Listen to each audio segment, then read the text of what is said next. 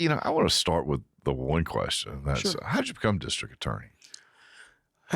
Well, we had Mr. Howard Boney was the district attorney for all of 31 years Right, I remember. and resigned fairly abruptly in 2009. Right, I was a district court judge at the time, I remember. and the political winds were blowing in different directions. Some people wanted somebody in Wilson, some people wanted somebody in Nash. Right, And then there was pressure concerning this case that was a horrendous case in Wilson County, where a young man had been in prison for several years, and there Okay. was questions about whether or not he had participated in a horrendous situation. right, And so Mr. Boney resigned, and Governor Beverly Perdue, I guess, started to look to see, for lack of a better term, who she could appoint that right. would silence not so much critics, but just silence the hubbub around who the DA was going to be. I suspect that there were some people behind the scenes that I was not aware of Right. who threw my name out there, and she did some research, and all of a sudden, one afternoon on my way home, I got a call, and it was a female voice I didn't recognize. It was Governor Perdue, Well, how about that? who asked me to do the job. And I took a night and thought about it and decided that it was the appropriate thing to do. Tell me, because we had a rash of shootings. Maybe a month ago or a month plus ago, and really a very disrupting thing in the city of Rocky Mount. I think it was like 7 or 8 shootings in as many nights, and I'm working off memory, maybe 6 homicides, all unrelated, but the freakiness of the timing of it was just really god awful, and from terms of psyche for the community as a whole. And so one of the bigger criticisms I kept hearing, in fact, I got a lot of phone calls from my office, is, well, who sets the bond?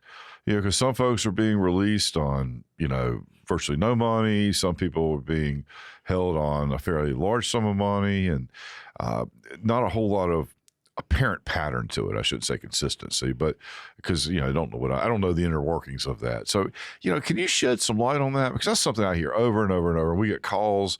The overwhelming majority of bonds set at initial appearances are set by magistrates. Okay. They are appointed officials. I believe the qualifications now require a 4-year degree. All right. They go to the Institute of Government for training. Okay. They are trained in the statutory requirements of setting bonds. And setting bonds is more of a risk analysis Right. situation. And then they are informed by the bond structures and schedules that are set by our Superior Court judges, Right. Judge Sumner and Judge Wiggins. Okay. And so typically a person is brought in by law enforcement. The magistrate is given information to establish probable cause, and then it's his or her job then to set a bond sufficient, number one, to meet the constitutional requirements of a person Okay. not being convicted yet, but also to assess risk. Right. And they have a schedule there, and that's what they do. So what's risk is based, I guess, on flight, likely willingness to recommit a crime similar to Past record, and that would be dictated by past records. all of those things, and that information is available to the magistrate as he or she is making that analysis. And so those bonds are set now. The DA's office, and I get asked this all the time, we're not there when that happens. Right. Now, we are there when the bond potentially is reviewed in a court situation, a court setting. The other thing that, kind of brought that question upon us was, the rash of shootings that we had back in May it was. And I know that you're sitting on the committee really to try to, respond to the various violent actions that have occurred. And that's been going on now for about a month. And so, share a little bit about that with us. I've gotten a few briefs and I've seen the outcome of that. It feels like a lot of things are happening right, but it's a real coordinated effort with our partners, both from the DA's office, as well as U.S. Marshal's office, as well as each sheriff's department, the city of police, and various other police departments in the area. And what became apparent to me in looking at the plan and seeing the briefs is that this is really a regional issue. It requires cooperation and coordination with each individual jurisdiction to really make it work and hum and sing. And in some degree, being the DA in that 3-county area, it's more than that, but the 3 counties that I tend to look at really is a big part of that recipe. So you want to comment a little bit about what the experience has been? And we're far from fixing anything, but it certainly, I think, has sent a message in the community. Well, I think it did. Just let me say, first of all, that is a 3-county district. Right. And crime doesn't stop at the corporate limits of Rocky Mount.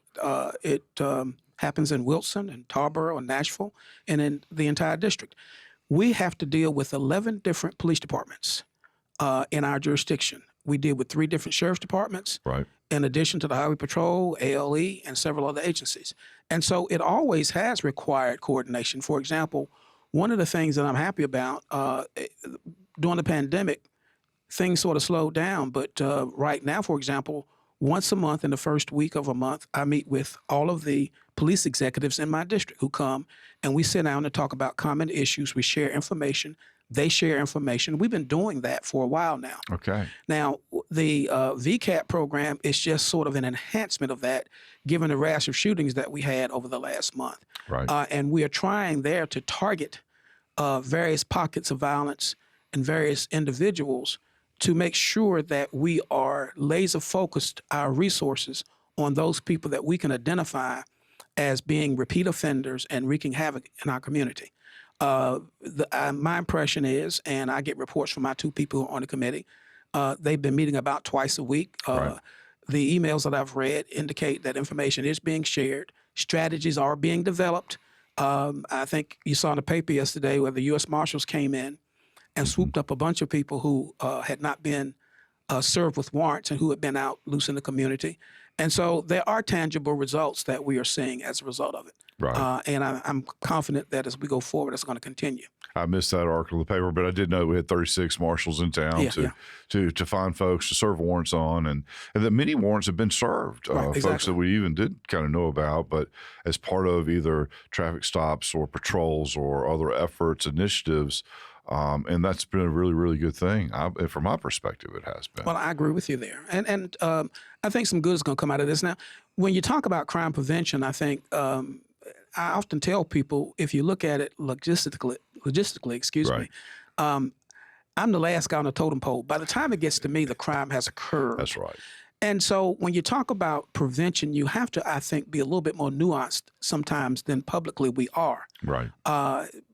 The Governor's Crime Commission, for example, which I chair, Mm-hmm. one of the governor's top priorities is basically focused on creating and supporting evidence-based programs that we know can prevent crime in its inception before it starts. Right. And so, for example, community-based programs where we have individuals who go out and target and provide resources to those people who we know are at risk. Right. One that we're excited about is hospital-based program that if you looked at, I think the It's a Durham Sun partnership. today Yeah. talked about engaging people who are victims who have been shot.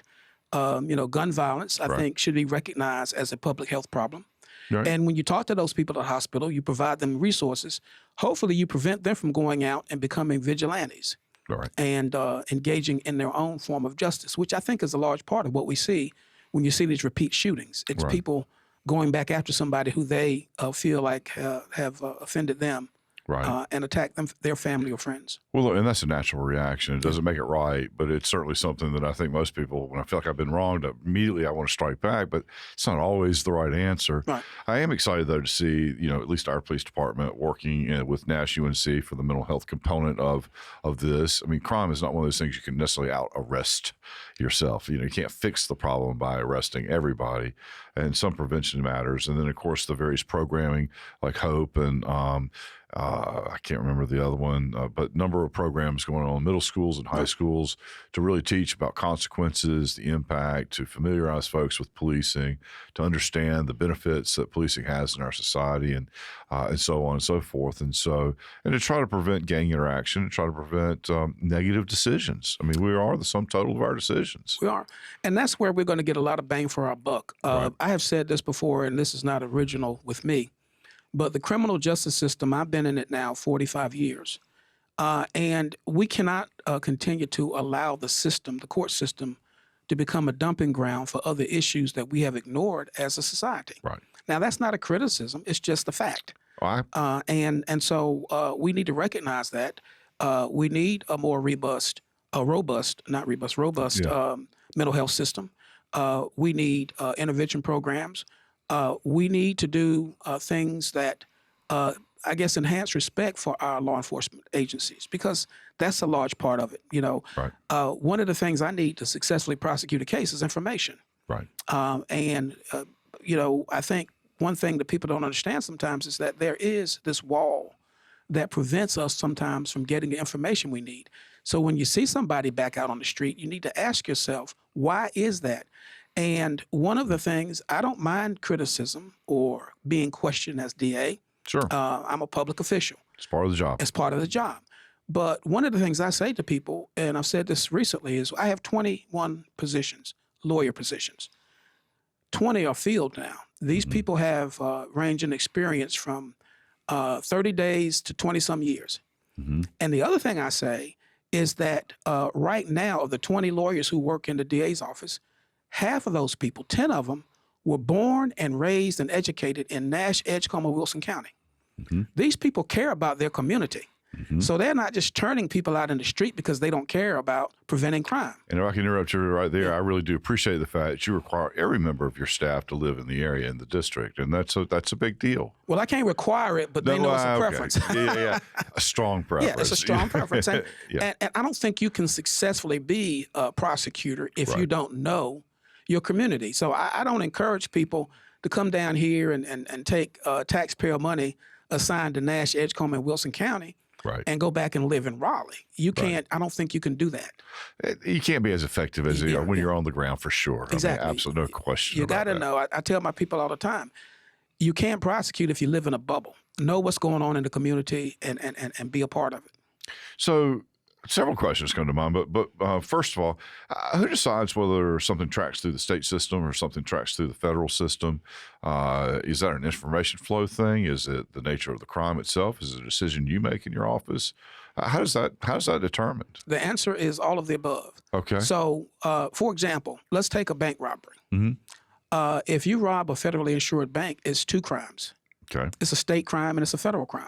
Right. Now, oftentimes the feds will come in and take that crime and work with it, and we leave it alone. Right. Sometimes in the past, I know we've done prosecutions in both instances, but mostly if the feds take that crime, we'll sort of leave it alone. Sure. Federal offenses are specified by statute. State offenses are specified by state law. Right. Now, there are some crimes that overlap, drug crimes and that sort of thing. In the past, what we've done is we've tried, and this is part of what we're doing now with the Right. VCAT program. Right. We've tried to identify the worst of the worst.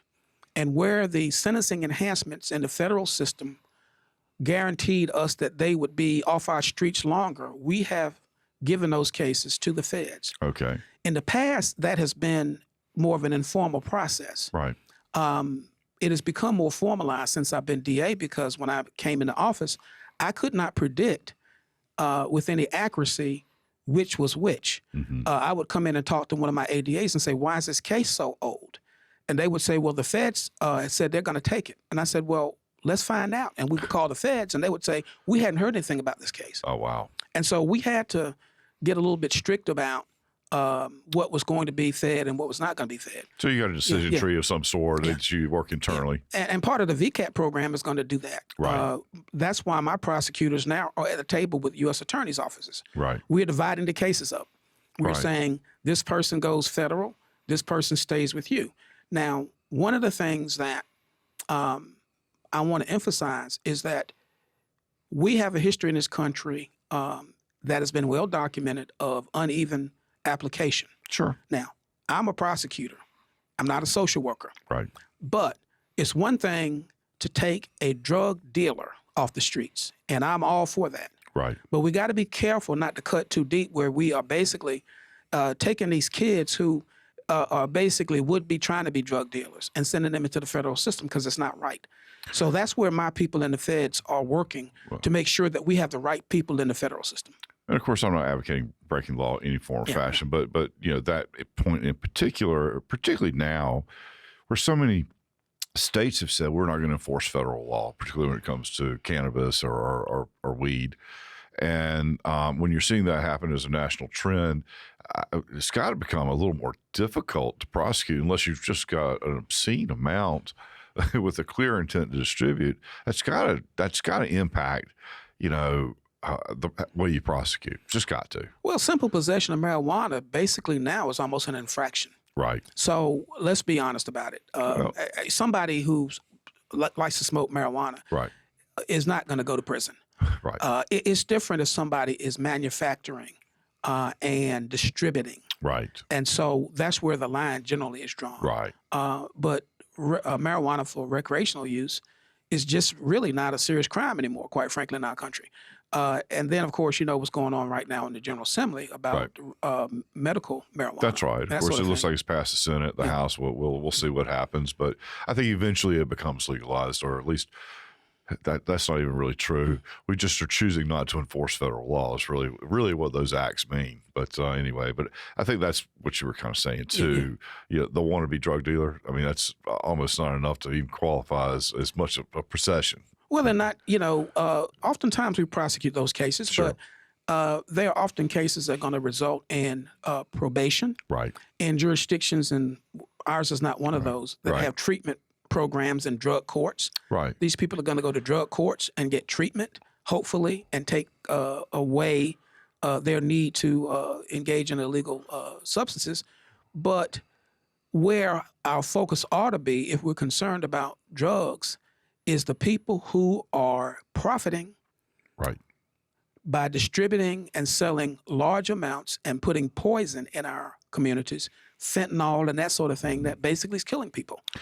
Well, speaking about drug courts, I was talking to some good friends of mine down in Roberson County, and they have a drug court, and they have a treatment facility associated with that.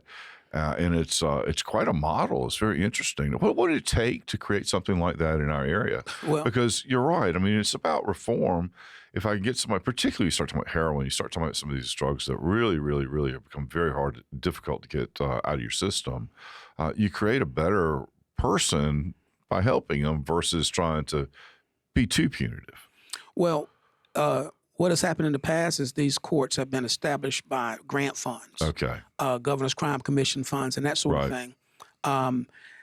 What needs to happen is that our lawmakers in Raleigh need to get together and decide that drug treatment and drug courts ought to be available without respect to where a person lives. Mhm. And so I think that state taxpayer money needs to be used to create some of these courts where they're absent, and they are very effective if they're properly set up. But they've been pretty much grant funded, from my impression. Okay, I got you. So I believe it was Judge Britt down there who was instrumental in the formation of the one in Roberson County. But I'd like to talk to you a little bit later offline about how we can advocate for that, because Sure. I really do see that as a potential solution to a lot of the challenges that we have societally. Again, you can't out arrest all the problems in society. At some point, we've got to start dealing with the fundamental causes, and that's a start. Well, I think you'll have some allies there, because one of our judges, in fact, several of our judges are extremely interested. Sure. But the question is where you get the funding. And of course, one of the issues is you get funding for a couple of years and you give people the resource, and then what happens if the funding dries up? Right. So there needs to be a recurring source of funds that Right. we can count on to know that when people need that resource, they're going to be able to get it. Same thing with mental health and other Right. issues that I think impact the criminal justice system in a way that people don't understand sometimes. Well, you touched on mental health earlier, and I've seen everything you've said from a different lens and different perspective, having spent most of my life in healthcare.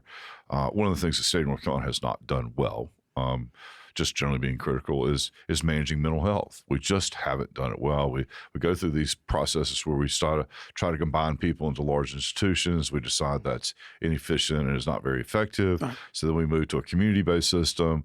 We find that that's not very efficient or effective, or perhaps fraud or abuse is occurring. And then we go through this pendulum cycle back and forth. And we really haven't seemed to pick a course that anybody has determined to be particularly effective yet. No, we haven't. Yet, mental health touches everything. Every decision you make, every decision I make is all depending on what's going on between the 6 inches between my ears.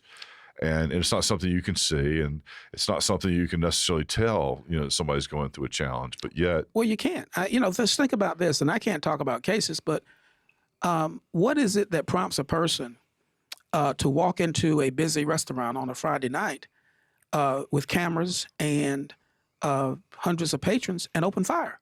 And then go home. That's not rational. And then go home. Yeah. And that's where we find them. And get found 5 minutes later. I mean, you can't police that. No, you can't predict it. There's nothing about that that is. But I would assume that at some point in that person's past, there would have been an identifiable psychosis that people would have recognized to say this person needs help. I would hope. Yeah.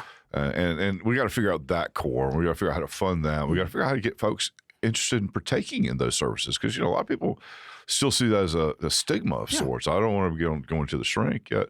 I've been to psychologists before, so I've found them to be very helpful. Really, just kind of discussing problems in a confidential environment. Exactly. There's nothing wrong with that. Well, there's not. I'm not an expert, and I don't mean to sound as if I am one, but the stigma of mental health treatment needs to go away to the extent that it still exists in our community, in our country, because so many people are hurting and in need. Right. And we need to get over that. So what are you seeing as being the biggest singular issue in your job on a day-to-day basis in terms of you're a prosecutor, it's all about putting bad guys in jail. Yeah. But at the same time, there's a lot of nuance to it too that you've kind of brought up. It's not just as clear as 1, 2, 3. There's several other components to the calculus. What are you seeing as being the biggest challenge that you deal with on an ongoing basis? Well, as in any business, the first is personnel. Right. We need to keep good, qualified people. Right. This district, I will say to the public, has been very fortunate.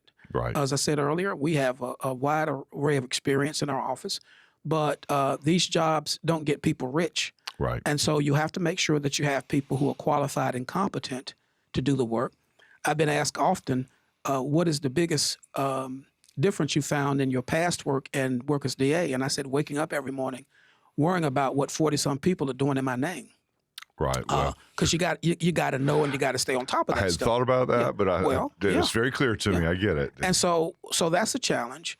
The second challenge is, as I mentioned to you before, that we deal with 11 different police departments, sheriff's departments, 3 of them, ALE, Highway Patrol. And as you might imagine, there's a wide array of experience and expertise among that many agencies. Right. And so creating a template in 3 counties that is consistent in terms of how we gather information, how we go about analyzing the information we gather, and making sure that we have open lines of communication with all these agencies is a big deal. One of the biggest things that I had to learn when I took this job was that this notion that law enforcement and prosecutors are one big happy family is true sometimes, but not all the time. Right. We can't give them everything they want. The only way that we work effectively together is to be honest with one another and have open lines of communication. And that takes work every day. What I'd like to say to people is we don't live in a police state. We are a check and balance on what they do, as the public is a check and balance and the electorate on what I do. And that is needed to make sure that the freedoms that we have and are guaranteed as Americans stay in place. And so there is that constant friction that you have to acknowledge and not get defensive and embrace and work through.